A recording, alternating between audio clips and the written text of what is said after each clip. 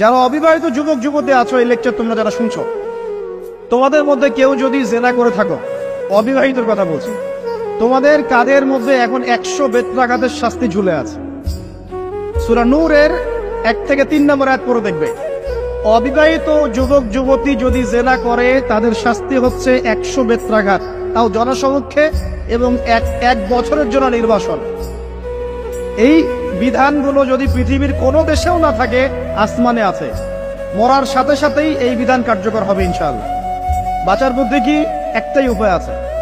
এই লেকচার কানে চলে গেছে, অনতি বিলম্বে ওযু করবে, ওযু করে খালেস ভাবে রাতের শেষ রাতে জায়নামাজ বিছাবে, জায়নামাজ বিছিয়ে আল্লাহর সামনে দাঁড়িয়ে 2 রাকাত নামাজ পড়বে, পড়ে নিজের পাপের কথা স্মরণ করে চোখ দিয়ে দরদর করে পানি ফেলে দিবে, আল্লাহকে সিজদায় গিয়ে বলবে, আল্লাহ আমি জিনা করেছি, আমাকে মাফ করে দাও, আমার এই পাপের কথা কেউ জানে না, তুমি জানো, মাফ করে দাও।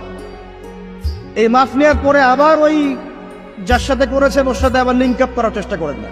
আসো আমরা জেনা করেছিলাম, আসো বিয়ে করে নেই, এটা সলিউশন না। জেনা করেছেন, আগে তওবা করে ফিরে আসতে হবে, তারপরে পুরো জীবন ইসলামিক লাইফ লিড করতে হবে। আল্লাহ যদি দেখেন যে হ্যাঁ আপনি ঠিকঠাক তওবা করে আল্লাহর পথে চলছেন, আল্লাহ তখন আপনাকে নেককার স্ত্রী দিবে ইনশাআল্লাহ। এই এই এই একমাত্র রাস্তা যুবকদের জন্য এবং যুবতীদের জন্যও।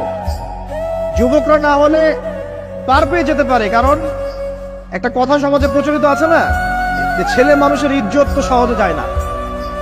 গোপন হয়ে গেছে, কেউ জানে না, আল্লাহ মাফ করে দিয়েছেন, সে হয়তো পার পেয়ে গেল। কিন্তু এই যে মেয়ে, তুমি যে 8-10টা ছেলের সাথে জেনা করেছো, তোমার ইজ্জতের কি হবে? তোমার যে সতীত্ব তুমি নষ্ট করেছো, তুমি তো বিয়ের পর কোনো ঘরে গেলে সে হাজবেন্ডও বুঝতে পারবে তুমি আর সতী সাথী নও।